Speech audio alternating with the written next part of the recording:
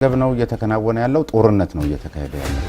አንዳንድ ወገኖች ህገ መንግስቱ ይሻሻል ሊሉ ይችላሉ። አንዳንዶቹ አይሻሽ ምን አገባው መከላከያ ስትፈልጉ አሻሽሉት እስኪሻሻል እንጠብቃለን። ግጭት የሚሊሻ ስራና የፖሊስ ስራ ነው። መከላከያ ምን ያደርጋል? ፍርድ ቤት የወሰነባቸውን ፖሊስ ያዛቸውን ወይ አስገድዶ በመድፈር ወይ ነፍስ በማጥፋት ምናምን ያዛቸውን እንዲታረሙ ያደረጋቸውን በማስለቀቅ ነው ፋኖነት ወይ ጥቂት ታጣቂዎችን በአንድ ጊዜ ማንበርከክ የሚችል መከላከያ ሰራዊት የለንም ወይ? መከላከያ ሰራዊት የኔ ነው ብሎ አምኖ ይሞግታል። ፖለቲከኛም ቢሆን ምናምን እኔ እርሶ ቤት ልደበቅ ስመጣ የእርሶ ፈቃድ ያስፈልገኛል።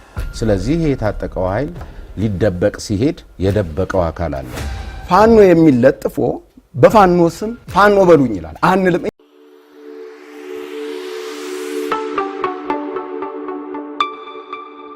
ለዚህ ደግሞ የሚሆኑኝን እንግዳ እዚህ ስቱዲዮ በእናንተ ስም ጋብዣለሁ። በእናንተው ስም ከልብ ነው የማመሰግነው። ኮሎኔል ጌትነት አዳነ የሀገር መከላከያ ሚኒስቴር የህዝብ ግንኙነት ኃላፊ ናቸው። እንግዳይ እንኳን ደህና መጡ። አመሰግናለሁ። እንኳን ደህና ቆያችሁ። እሺ እንግዲህ እንደሚታወቀው ባለፉት 5 ዓመታት በተለያየ መልኩ ከዚህ ከሰላም ማስከበር ከጸጥታ ጉዳይ ጋር በተያያዘ መከላከያ ሰራዊት ብዙ ስራ በዝቶበት ነበር ማለት ይቻላል። አሁንም በተመሳሳይ በአማራ ክልል ለአንድ ተልእኮ የገባ መሆኑ ይፋ ተደርጓል፣ ይታወቃል። ምንድነው ተልእኮ የወሰደው? ምንድነው የሚያደርገው እዛ? እሱ እንግዲህ አስቸኳይ ጊዜ አዋጅ አስቸኳይ ጊዜ አዋጅ ሲታወጅ መደበኛ ከሆነው የህግ አሰራር ወጣ ሲልና ክልሉ የፌደራል መንግስት ኃይል እንዲጠቀም ሲያዝ መከላከያ ይሰማራል። በሱ መሰረት ስምሪት ተደርጓል። የነበረውን ስጋትም በአጭር ዝግጅት አዋጁ በታወጀ በአጭር ዝግጅት በ2-3 ቀን ዝግጅት ኦፕሬሽኑም ከተጀመረ በ24 ሰዓት ውስጥ ለውጦች የመጡበትና ትልልቅ ከተሞች ቢያንስ ከዚህ አስቸጋሪ ከነበረበት የህዝብ ስጋት ነፃ ማውጣት የተቻለበት ህዝቡን በተነጻጻሪ ሰላም እያገኘ የሄደበት አሁን ወደ ህዝቡ ውይይት ጭምር ሰራዊታችንም ህዝቡም መስተዳደሩም እየተወያየ ያለበት ሁኔታ አለ እና በዚህ ስምሪት ውጤታማ የሆነ ስራ ተሰርቷል። ውጤታማ ስራ ስለተሰራ ብቻ ግን ዘላቂነት ይኖረዋል ተብሎ አይታሰብም። ዘላቂ የሚያደርገው ህብረተሰቡ፣ አካባቢው መስተዳደር፣ እዛ ያለ የጸጥታ አካል መከላከያ ኦፕሬሽኖችን ሲሰራ እግር ለእግር ተከትሎ የራሱን ስራ የሚሰራ ኃይል ያስፈልገናል ማለት ነው። እንደሱ ነው መሆን ያለበት። ትግራይም እነዚህ ነገሮች ሲታጡ ነው መልሶ የማገርሸት ነገር ተፈጥሮ የነበረ ካስታወስክ እና አሁን ሰራዊቱ ውጤታማ የሆነ ስራዎችን እየሰራ ነው ያለ። እነዚህ ታጥቀው ተደራጅተው ሐሳባቸውን ጥያቄያቸውን በሐሳብ ሳይሆን በጉልበት ለማስመለስ የተነሱ ኃይሎችን እርምጃ ይወስዳል ሰራዊት እየወሰደም ነው ያለ። ስለዚህ አሁን ውጤቱ ጥሩ ነው። ይሄ ነገር እንዳያገረሽ መልሶ ችግር እንዳይሆን ህዝቡ አሁን እየተወያየ ባለበት ነገር መቀጠል መቻል አለበት። ሰራዊቱ ግን አጠናክሮ ይህን ስራ ይሰራል ማለት ነው። እሺ አንዳንድ ጊዜ እየተደበላለቀ ወይም ግልጽ ስላልሆነ አማራ ክልል ላይ ግጭት ማርገብ ነው እየተከናወነ ያለው፣ ጦርነት ነው እየተካሄደ ያለው? አሁን ይሄ እንግዲህ አተናተኑ ነው የሚለያየው። ግጭት ምንድነው? ምንድነው መገለጫው? ምንድነው ውጊያ? ምንድነው ጦርነት? ምንድነው ጦርነት? አጠቃላይ የፖለቲካም የዲፕሎማሲም ውጊያዎችም አጠቃሎ የሚይዝ ሰፊ አውድ ያለው ነገር ነው። ውጊያ የምንለው ቢያንስ ያቻ የሁለትዮሽ ወይም ሰርድ ፓርቲ የምንለው የሶስትም ሊሆን ይችላል ኃይሎች የሚያደርጉት ያለማቋረጥ ውጊያዎች አሉ። የሚመጣጠን ኃይል መሆን መቻል አለበት ማለት ነው። ግጭት ግን በቃ ልትጋጭ ትችላለህ። አንተም ሐላቅም ሆነ ምናምን በየትኛውም ጊዜ አመጾች ሊነሱ ግጭቶች ሊነሱ ይችላሉ።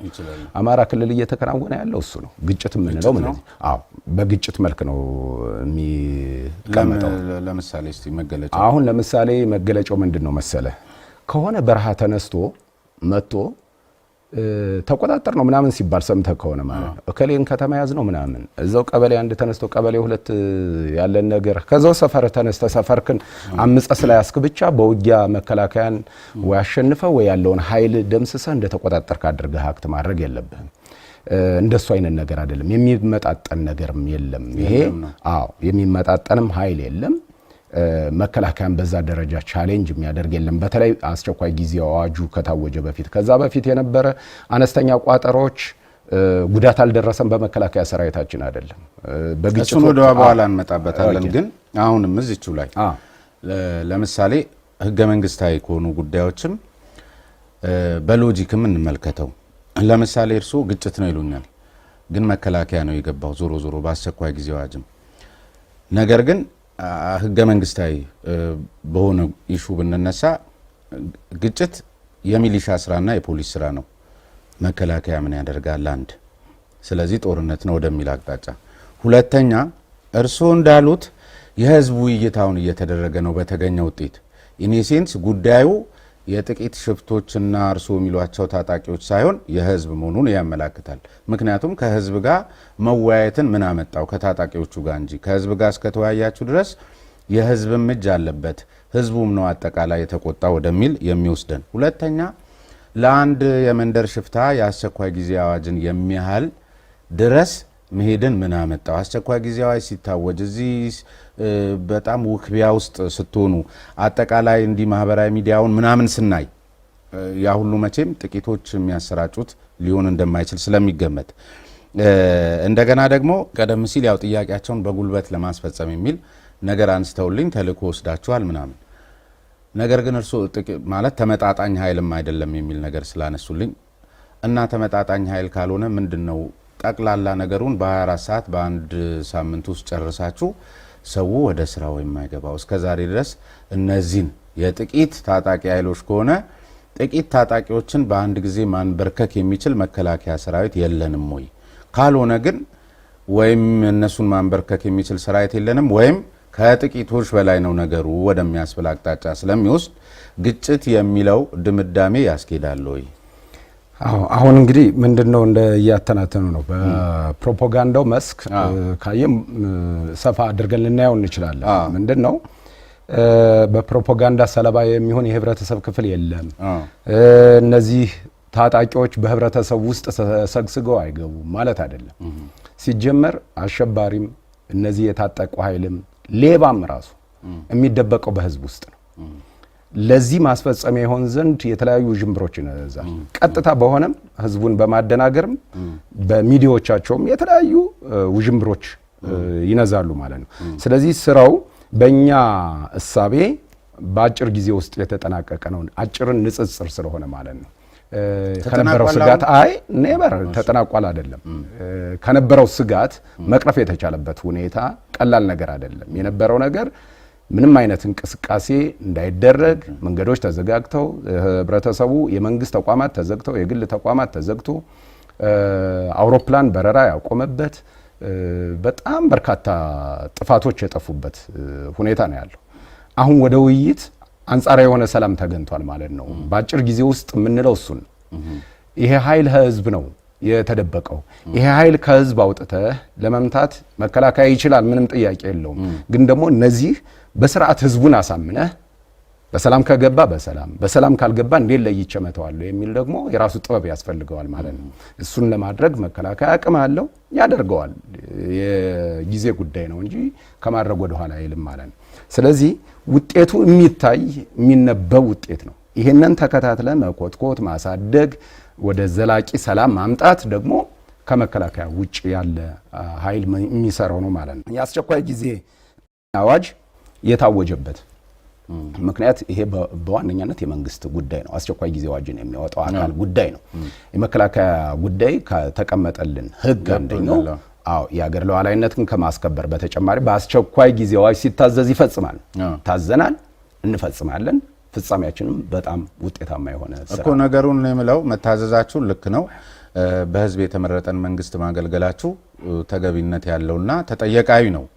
ያም ሆኖ ግን እርስዎ በሚሉት ደረጃ ሳይሆን መንግስት አስቸኳይ ጊዜ አዋጅ አውጥቶ ይህን ስምሪት ሲሰጣችሁ እናንተ እንደምትሉት ተልእኮ ለቀላል ስራ አይደለም ወይም እንደምታሳንሱት የግጭትና የጥቂት ታጣቂዎች ጉዳይ ነው ብሎ መደምደም ይቻላል ወይ?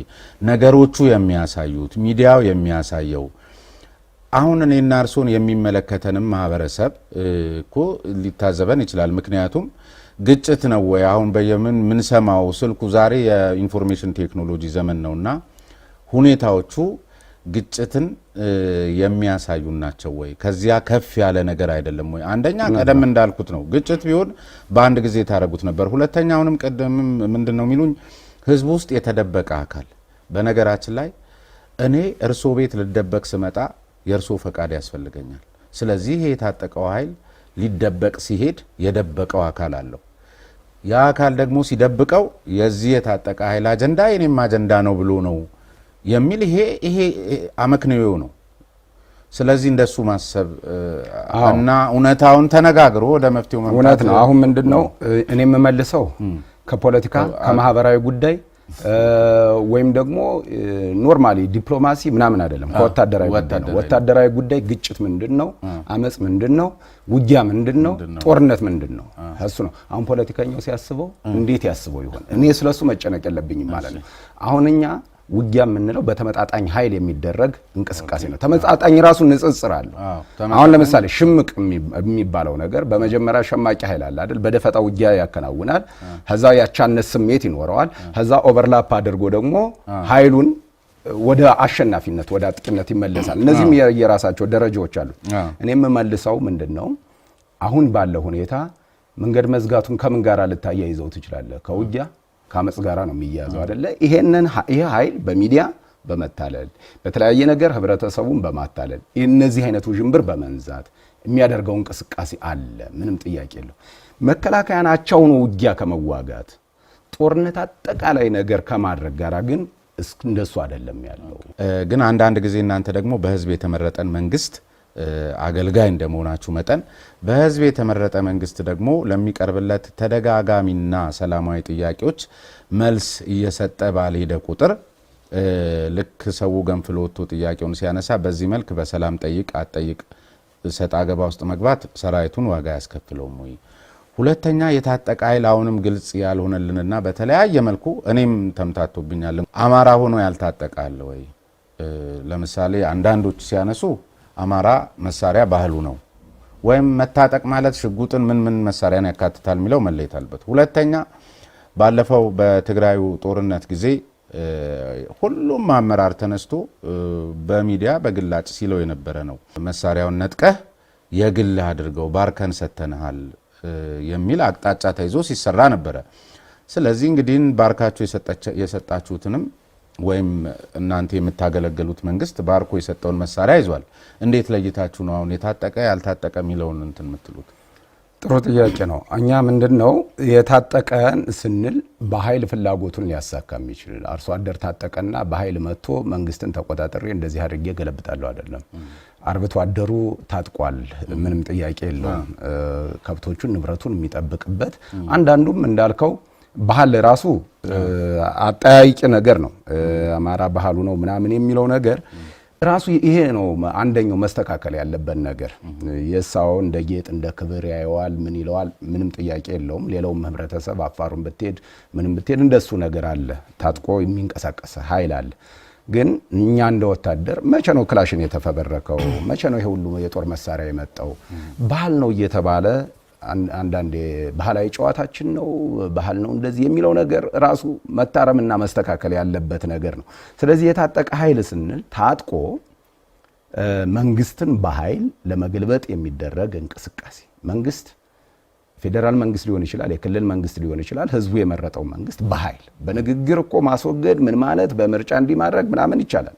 በኃይል በጉልበት ታጥቆ ተደራጅቶ ፍላጎቱን ለማሳካት የሚመጣውን ኃይል ነው እንደሱ እያልን ያለ ነው። ስለዚህ እኔ እንደ መከላከያ ያለን እምነት ይሄ ኃይል በምንም ህገ መንግስቱ አንድ አማራጭ ነው እየሰጠ ያለው፣ በምርጫ ነው ስልጣን መያዝ የሚችለው ነው።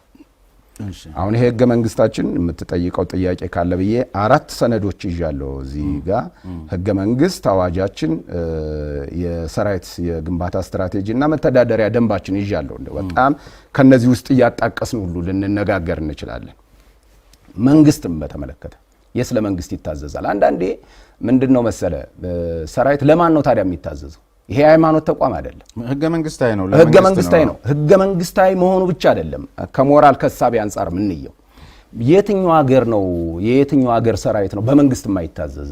አብነትም ይጠቀሳል ወይ እንድንማር ማለት ነው። እንድንማር የሚጠቅስልን አለ ወይ? ከመንግስት ውጭ የሚታዘዝ ፕሮፌሽናል ሰራዊት አለ ወይ? ይሄ ራሱ መመለስ መቻል አለበት። ለመንግስት መታዘዛችን እንደ ተላላኪ እንደ ቀጥረኛ እንደ ምናምን የሚያሳይህ ነው ወይ? እሱ አይደለም። እሱማ ከሆነ ለአገሬ ለተልኮዬ ለኢትዮጵያ መታዘዜ እንደ ተላላኪነት ከተቆጠረ የስ ጥሩ ነው። ላካለው ውጭም ሀገር ውስጥም የትም ይላካል ሰራዊት ማለት ነው። ለህገ መንግስቱ ለህዝቧ ልዕልና ለኢትዮጵያ ሲል ማለት ነው። መላላክ ትክክለኛ ትርጉሙ ከሆነ ግን እየተሰፈረልህ በውጭ ታሪካዊ ጥላቶቻችን እየተሰፈረልህ ምሰራ ከሆነ ኮሎኔል አሁን ይሄኛውን አንዳንድ ጊዜ ሰራዊቱን ከህዝብ ለመነጠል የሀገር ሉዓላዊነት የሁላችንም የህልውና ጠባቂ የሆነውን አካል ለማጠልሸትና ከህዝብ ለማራቅ የሚደረግ የጠላት ሙከራዎችን ትተን ግን በቀናነት የሚያስቡ ሰዎችም እንዳሉ ግምት ውስጥ እስቲ ከተን እንየው።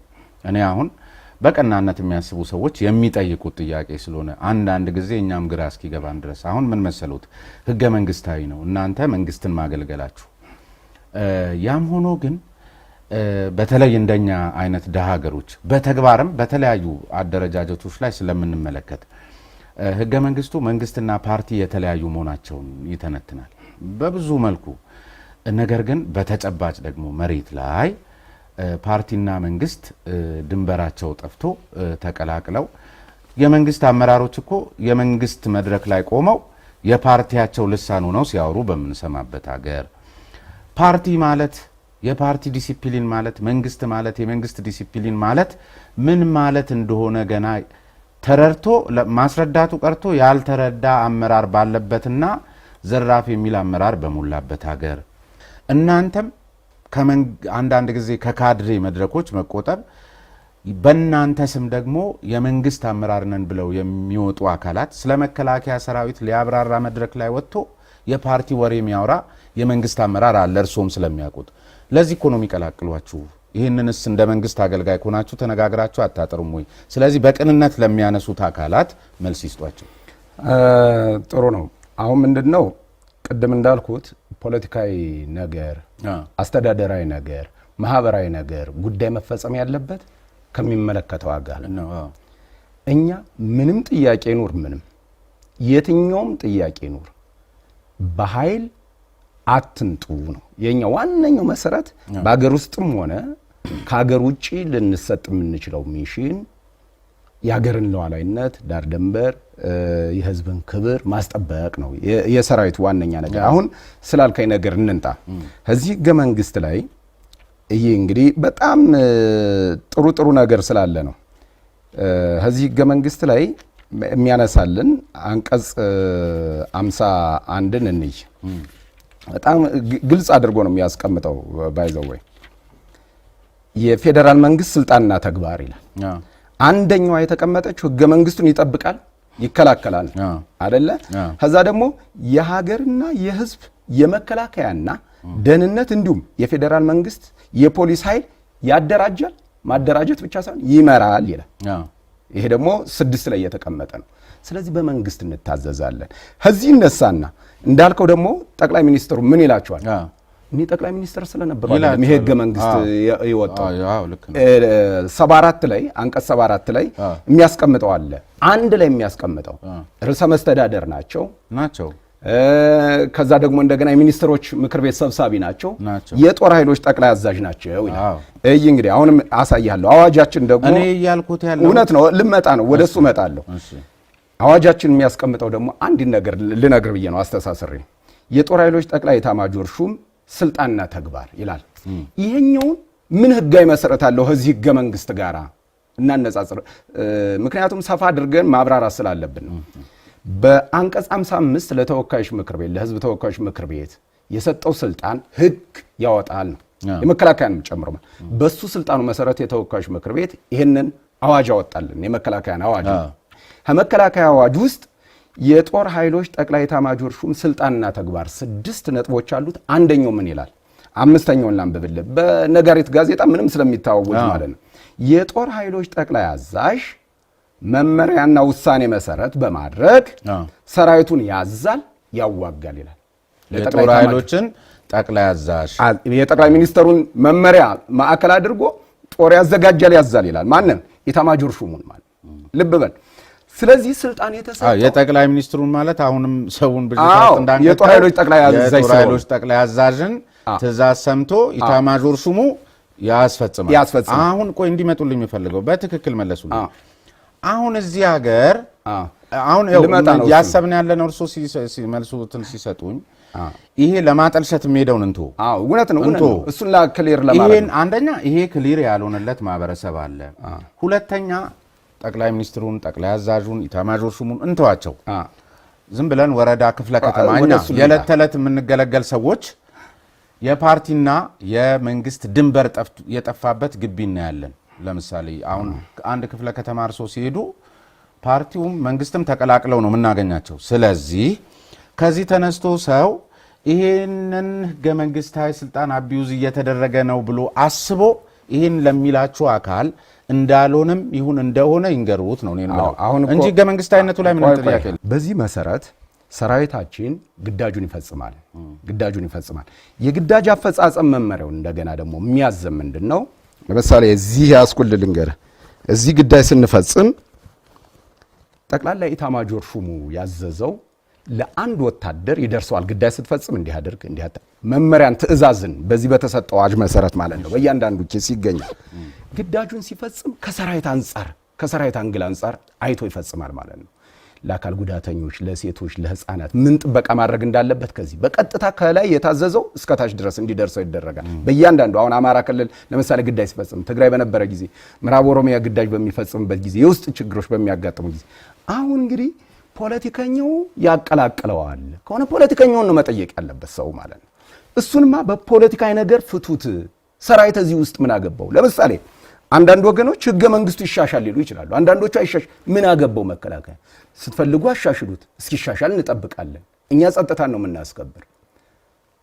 አይሻሻልም ካላችሁም የእናንተ ጉዳይ ነው። አገሬ እስክትሻሻል አልጠብቅሽም አልላት። አገራችን እስክትሻሻል ምን እንጠብቃታለን? ስትሻሻል ምን እንጠብቃታለን? መጪው ጄኔሬሽን ህገ መንግስቱ ማሁን ባለበት እንጠብቀዋለን፣ ሲሻሻል ምን እንጠብቀዋለን። ስለዚህ መሆን ያለበት ነገር ምንድነው?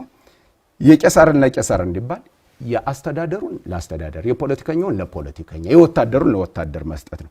ፖለቲከኛው በሚያበላሸው ውጊያ የሚነሳበት ግጭት የሚነሳበት እኮ አንድ ቁጣ ሲኖር ነው። የህብረተሰብ አንድ የሆነ ችግር ሲኖር ነው። ምንም ጥያቄ የለውም እኮ እሱ ችግር የሚመለስበት አግባብ ግን በኃይል አይደለም። ለምሳሌ ስላመመህ ብቻ ያልሆነ መድኃኒት አትወስድም።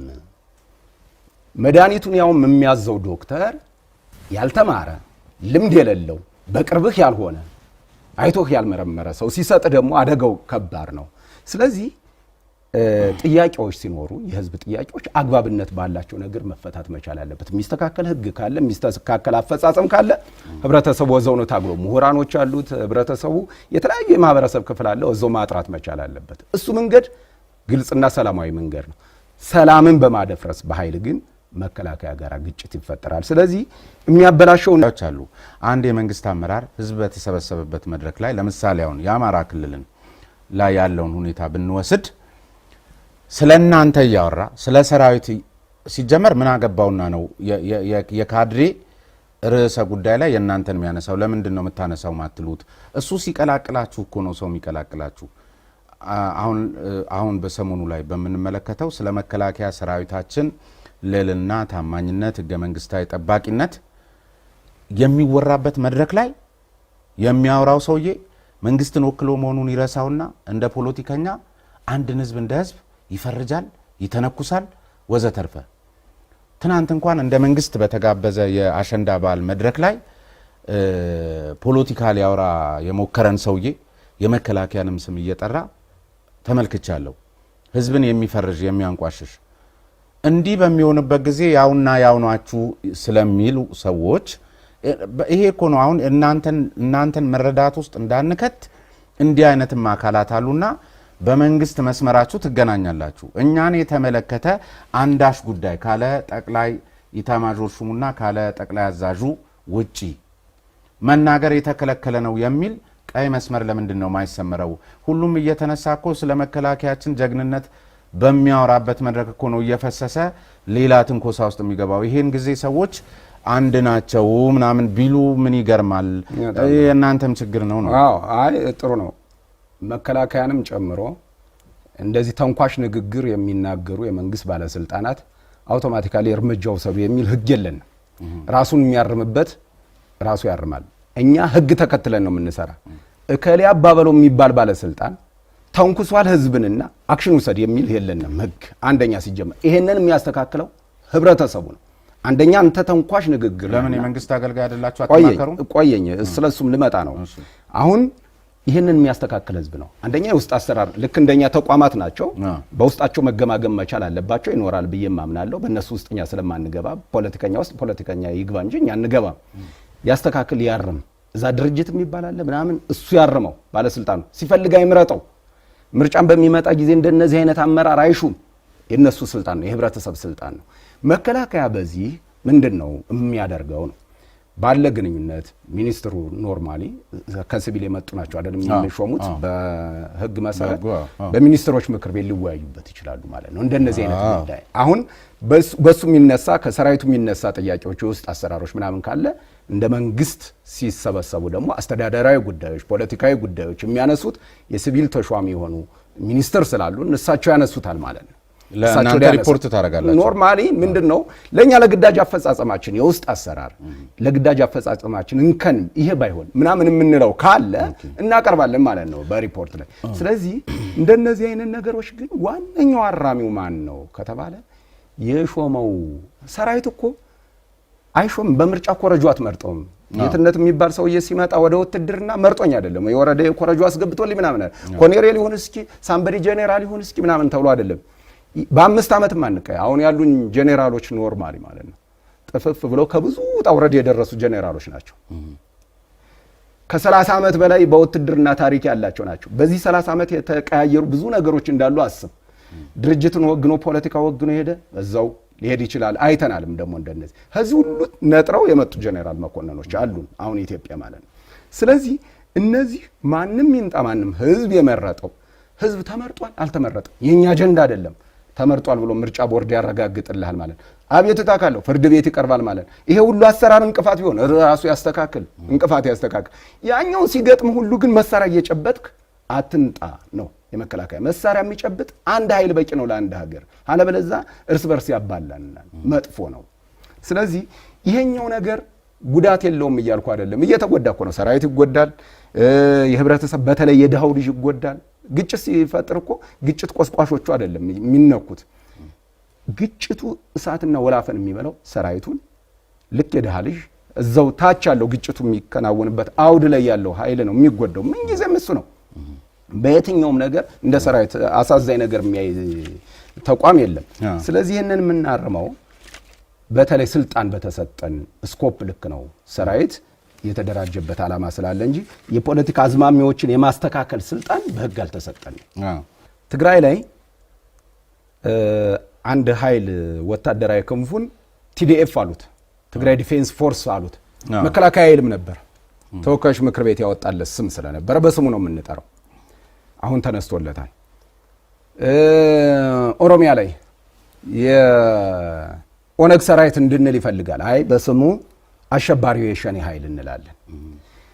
አማራ ክልል ያለው ደግሞ የተከበረውን በታሪክ ያዝነውን እንደውም የኢትዮጵያን መገለጫ እሴት የሆነውን ስም ታሪካዊ ስም ፋኖ የሚል ለጥፎ በፋኖ ስም ፋኖ በሉኝ ይላል። አንልም። እኛ እንጠነቀቃለን ለህዝብ እሴት ለህዝብ ወግ ባህል ለዛ ታሪክ አብሮን ለቆሰለ አብሮን ለደማ ኃይል ታሪኩም ከአርበኛ ጋራ ተሰልፎ ድል የሚያመጣ አርበኛ የነበረ ኃይል በዚህ ስም ጥሩኝ ቢል አንጠራህም። የለም የጦር ኃይሎች ጠቅላይ ኤታማዦር ሹምም ከፋኖ ጋራ የሚያዋጋን ምንም ምክንያት የለንም።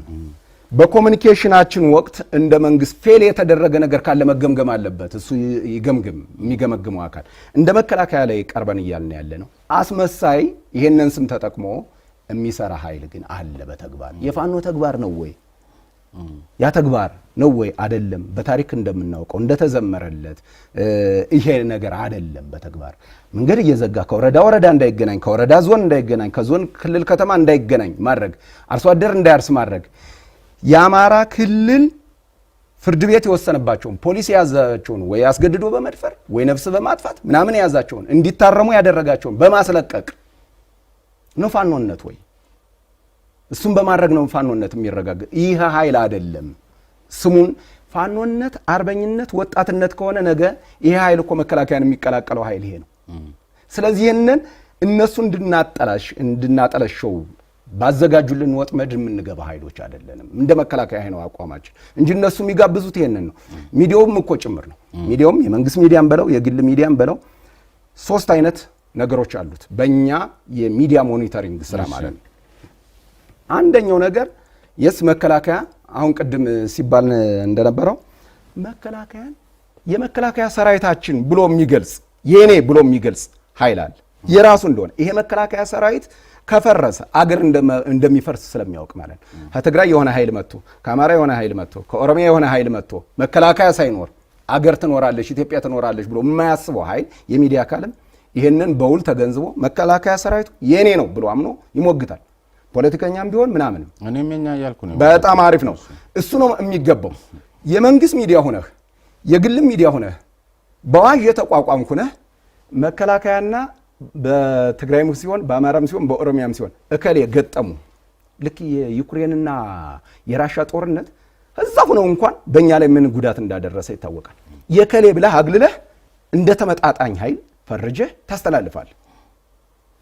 እኛ ገለልተኛ ነን እንደዚህ ይባላል እንዴ? ሚዲያውም እኮ አይኖርም። መከላከያ እንዳሉ እንደው ዝም ብዬ ለማንሳት ያህል እናንተም በሰዓቱ እኮ ወይም እንዲታረሙ ለምሳሌ በትግራዩ ጦርነት ጊዜ እኚህ አሁን የሚሏቸው አካላት ነበሩ እንዳሻቸው ሲንፏለሉ የነበሩት።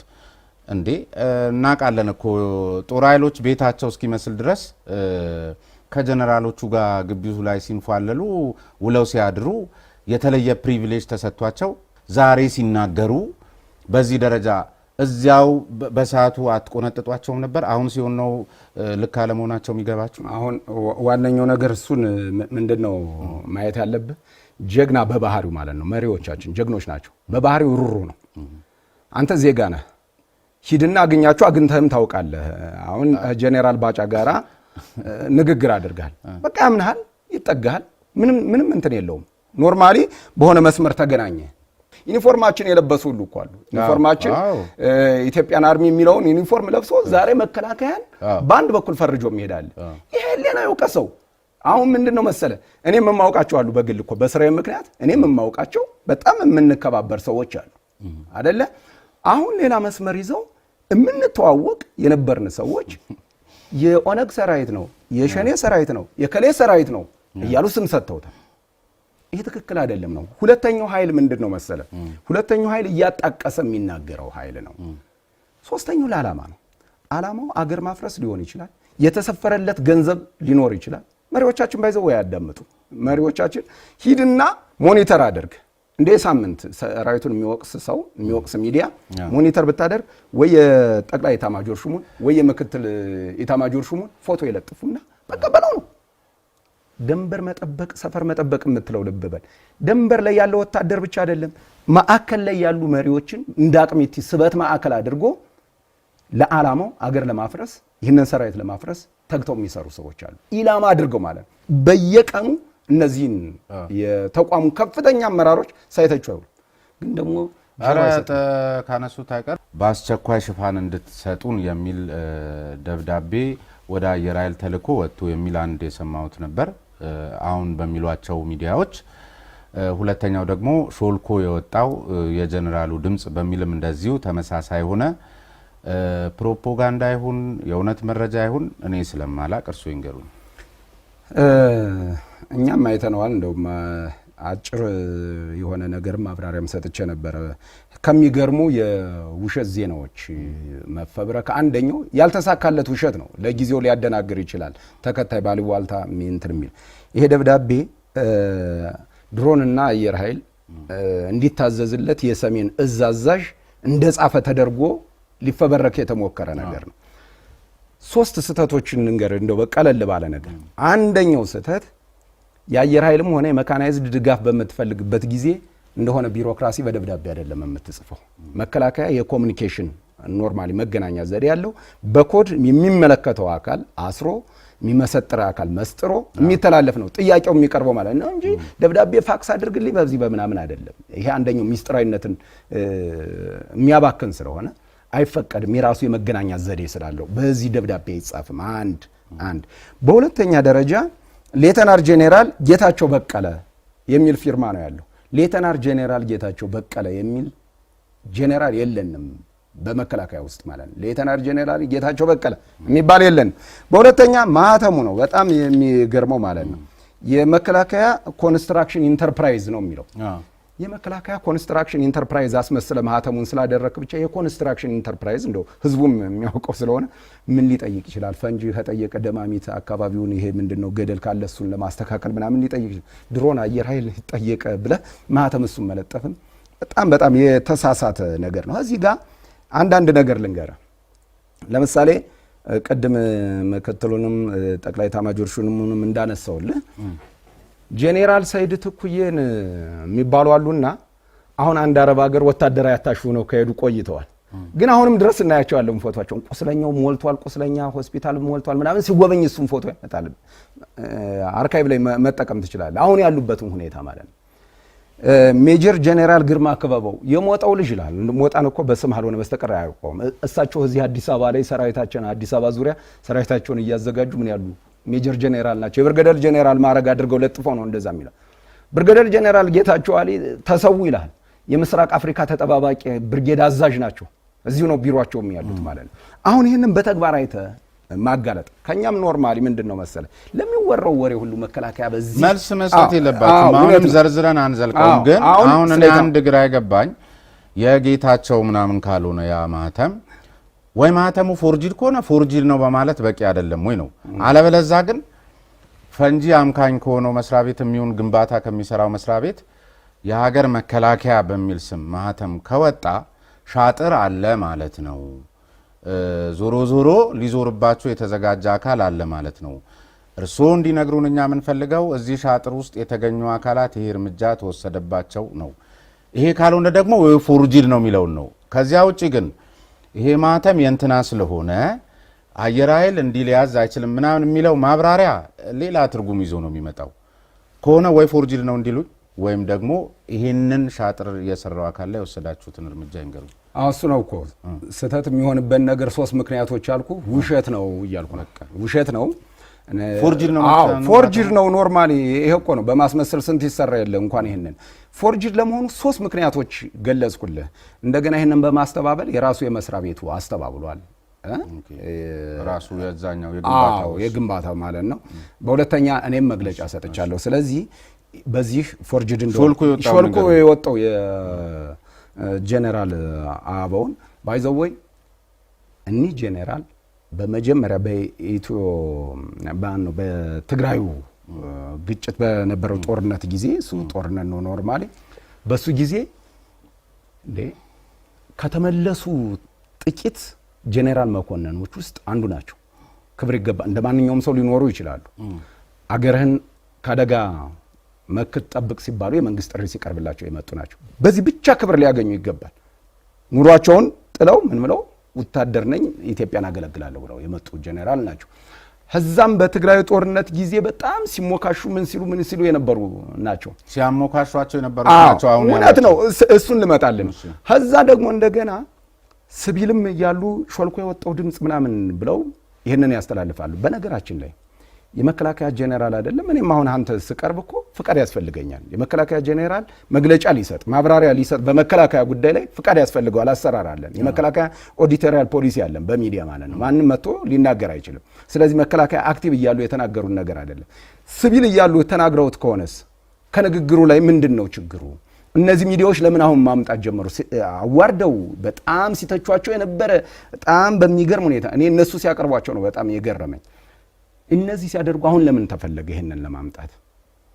መከላከያ ሰራዊት እስከተናገሩ ላይ ያንዱን የበላይነት ለማረጋገጥ አልታገልኩም። የስ ያንዱን ሃይማኖት ያንዱን ብሔር ያንዱን የፖለቲካ ሐሳብ የበላይ ለማድረግ ወይም የበታች ለማድረግ መከላከያ አይታገልም ከጭብጥም አንፃር ከመጣን ማለት ነው። ስለዚህ ይሄ ኖርማሊ ቀደም ሲል እሳቸው በጡረታ ላይ በነበሩ ሰዓት ወይም ሲቪል ሆነው ምናምን የሆነ ቦታ ያለ ፈቃዳቸው በሆነ አጋጣሚ የተናገሩት ነው ይሆናል። እንደሱ ከሆነ አሁን ለምን መጣ የምትለዋ መሰረታዊ ነጥብ ትመስለኛለች። እሷ ነገር የመጣችበት ምክንያት እኔ ስሰማውና ስረዳ ቀደም ሲል እርሱ ያነሱት ብሔርን ከብሔር ምናምንን የማጋጨት ወይ ምናምን ተልእኮ ኖሮት ነው የሚል መደምደሚያ ላይ እኔ ደረስኩ። በራሴ ነው ምሉት። ይሄ ከሆነ ስሱ ቦታ ለመንካት ከታሰበ መከላከያ እንደ መከላከያ የብሔርተኝነት ጉዳይ አይፈትነውም ወይ ማለት ተልእኮ ሀገራዊ ነው፣ የሉዓላዊነት ኢሹ ነው። ነገር ግን አሁን ሀገሩ ላይ ሰዎች በተጨባጭ እያየን ያለ ነው። እንግዲህ ይሄ እርሶን ላይመለከት ቢችል እንኳን የሰራዊት ጉዳይ ባይሆንም ሰው ስለሆኑ ኢትዮጵያዊ ስለሆኑ እኔም ሰው ስለሆንኩ ማአት ነገር ማንሳት እንችላለን። ብሔርተኝነት እየተጫወተባት ያለች ሀገር ስለመሆኗ የተለያዩ ምሳሌዎችን እርሶም ከዚህ ቢሮ እስኪደርሱ እኔም ከዚህ ምናልባት እርሶ የመከላከያ ዩኒፎርም ስላረጉ ሰዎች ደፍረው ስሮ ላያወሩ ይችላሉ እንጂ በቃ ሀገራዊ ሁኔታው ይሄን ነው የሚመስለው።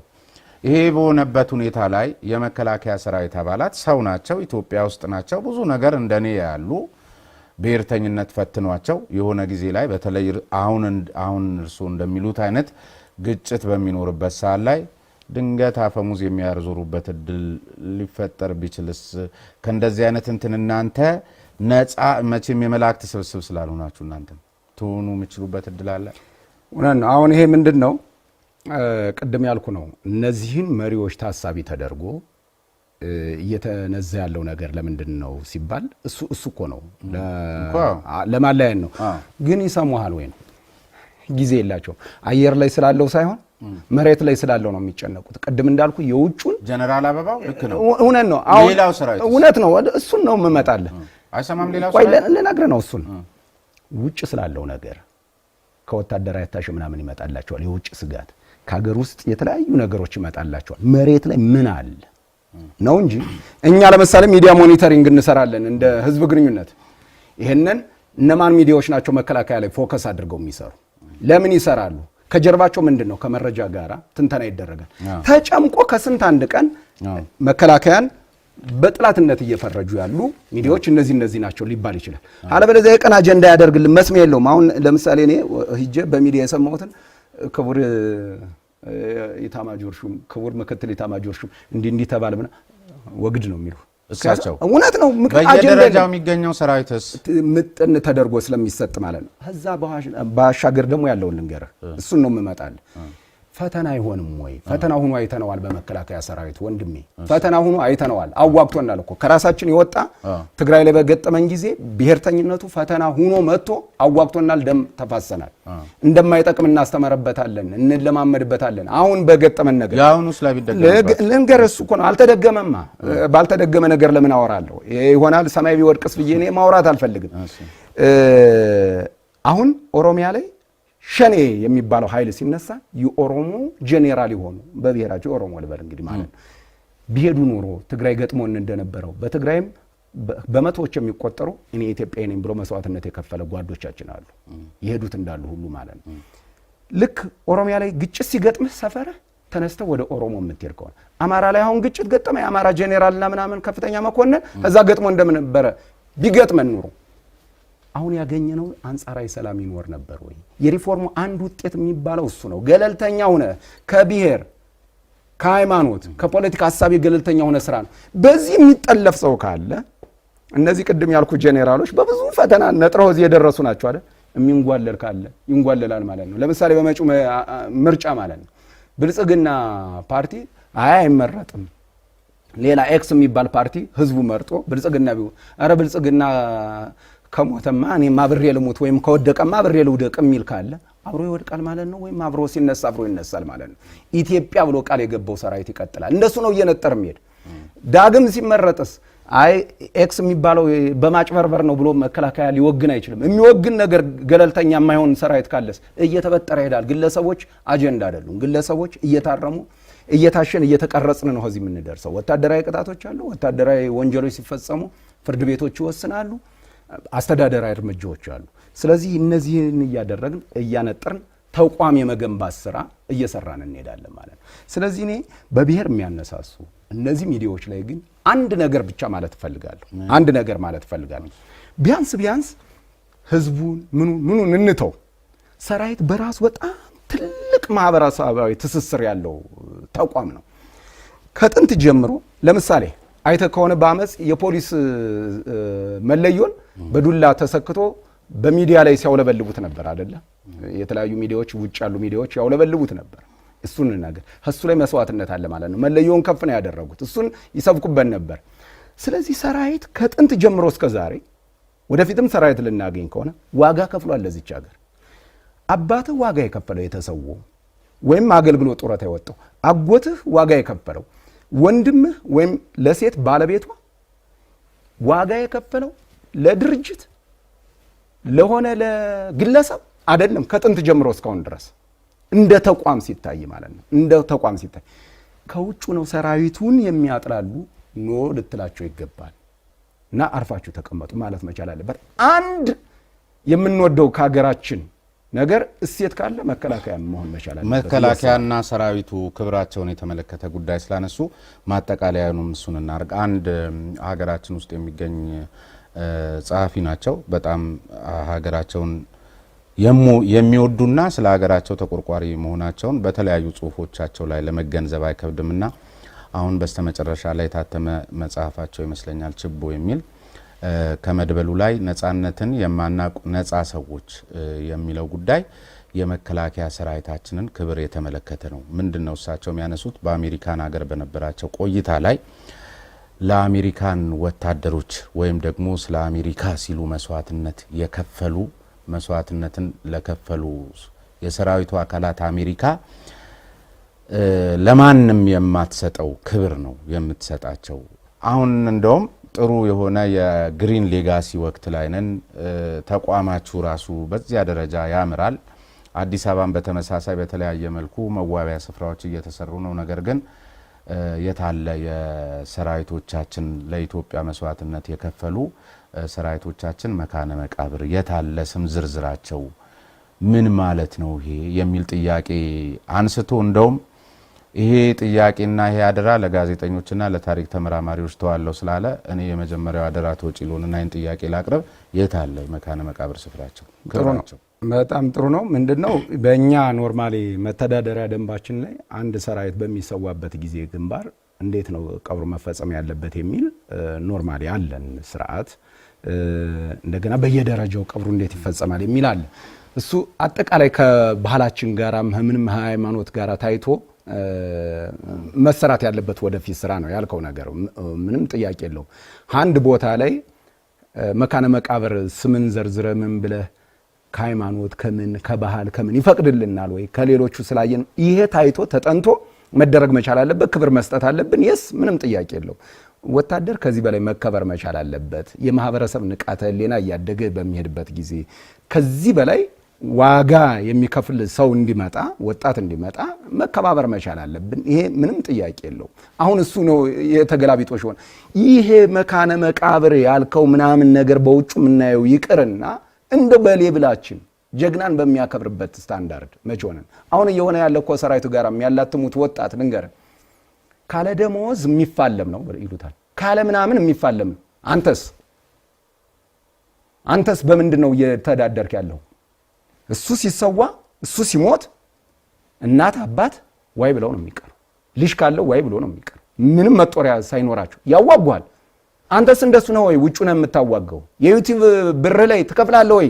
ለተሰውት ታመጣለህ ወይ? ትከፍላቸዋለህ፣ ትሰጣቸዋለህ። እንደው የሚያፋልሙትን ወጣት የሚያነሳሱትን ወጣት መከላከያ የምትችሉትን ልንገሩት። የምትችሉትን በጣም ቀላል የምር ከሆነ የምር በመከላከያው የሚመካ መንግስትም ካለን ለምሳሌ ለሟች ሰራዊት ቤተሰቦች ቅድሚያና ክብር መስጠት፣ እናንተ በቆማችሁ ላላችሁት ወታደሮች ሌላ ኃላፊነት ላይ ስላላችሁ ዛሬ ኮርሶ ሜዳው እኮ ቀበሌ ይሰለፋሉ አይደል? ክፍለ ከተማ ይሰለፋሉ። እንደኔ ተራ ጠብቀው ነው የፈለገ እዛም መሬት አስተዳደር ሂዱ ምናምን አንደኛ እንዲገቡ እድል አይሰጡትም። አውቶቡስ ላይ የሚነሳሎት የለም። የመከላከያ ሰራዊት ልብስ ለብሶ እንደኔ ተንጠልጥሎ ይሄዳል። እሱን ማድረግ አይቻልም? እንደው ለዚህ ዕውቀት ይጠይቃል፣ ገንዘብ ይጠይቃል። ይቻላል። ድንቅ አስተሳሰብ ካለ አሁን ለምሳሌ ባለፈው ተደርጓል እኮ መከላከያው ስለሚዋዥቅ እንዳይመስልህ እሳቢያችን ስለሚዋዥቅና የሚመሩንን ስለማናውቅ ነው እንጂ ለመከላከያ ክብር ቆማለሁ ብሎ እጁን በደረቱ አድርጎ ሲያደርግ ለሰጠው ከውጭ መጡ ዲያስፖራዎች ምናምን ለምትሰጡት ሰርቪስ እናከብራቸዋለን ሲሉ ልጆቻችን ዩኒፎርም ለብሰን ትምህርት ቤት ስናደርስ የነበረ ክብር በጣም የሚገራርሙን ለውጦች እኮ መጥተው ነበር። እሱ እያደገ ይሄድ ነበር። ሰራዊት አገልግለ ስትወጣ ጡረታ የወጡ ጄኔራሎች፣ ጡረታ የወጡ ከፍተኛ አመራሮች ወታደር አገልግሎ እንዴት ነው የሚስተናገዱት? አሁን ጡረታ እኮ ወጥቷል። አገልግሎ እንዴት ነው በመስተዳደሩ የሚስተዳደሩት? እንደ ህዝብ በደል ይደርስባቸዋል። ግን ኢትዮጵያን ተሸክመው ጡረታም ቢወጣ እስከ ዕለተ ሞቱ ድረስ ኢትዮጵያን አይበድልም። በጣም የሚገርመው የዚህ ሰራዊት ዲሲፕሊን እኮ እሱ ነው። ልክ የቀድሞ የኢትዮጵያ ሰራዊት እምንለምንባት ሀገር እንኳን እንድትኖረን እንፈልጋለን እንዳትፈርስ እንደሚሉት ሁሉ ማለት ነው። እምንለምንባት ሀገር ለምነዋል፣ ምን ብለዋል? እንደዛ ሁሉ የሰራዊት ዲሲፕሊን ይሄ ነው። ጥብቅ ነው። ጥብቅ የሆነ ዲሲፕሊን አለውና ለዚህ ሰራዊት ለማይዘርፍህ፣ ለማይገልህ፣ ለአንተ ክብር እቆማለሁ ብሎ ለሚሰዋ ኃይል ክብር መሰጠት መቻል አለበት። መንግስት በዚህ አስተዳደሩ፣ ጋዜጠኞች እንደናንተ አይነት ሚዲያዎች በጣም መሰራት መቻል አለበት። ተቋማችንም ይሄንን ድጋፍ ያደርጋል። ባይዘው አሁን አዲሱ ጠቅላይ መምሪያ አካባቢ የሚታሰበው አንደኛው እሱ ነው። ወታደራዊ ሙዚየሞች እንዲስፋፉ ይፈልጋሉ። እነዚህ ነገር ሐውልቶች እንዲቆሙለት ያስፈልጋል። በተለይ ከእርስ በርስ መገዳደል ወጥተን ወደ እውነተኛው ሰላምና እድገት መሄድ ስንጀምር እነዚህ ነገሮች እየመጡ ይሄዳሉ። ተተኪም ማፍራት የሚቻለው በዚህ ይመስለኛል። የተከበራችሁ ተመልካቾቻችን እንግዲህ ከኮሎኔል ጌትነት አዳነ የሀገር መከላከያ ሚኒስቴር የህዝብ ግንኙነት ኃላፊ ጋር የዛሬው የነበረን ቆይታ ይመስል ነበር። አዘጋጅና አቅራቢ ስሜነ ባይፈርስ ነኝ። ኮሎኔል ጌትነት አዳነን በእናንተ በዋልታ ነጻ ሀሳብ ተመልካቾች ስም ከልብ ነው የማመሰግነው። ሳምንት በሌላ እንግዳ በሌላ ርዕሰ ጉዳይ እንገናኛለን። እስከዚያው መልካም ምሽት፣ መልካም ሳምንት። አመሰግናለሁ።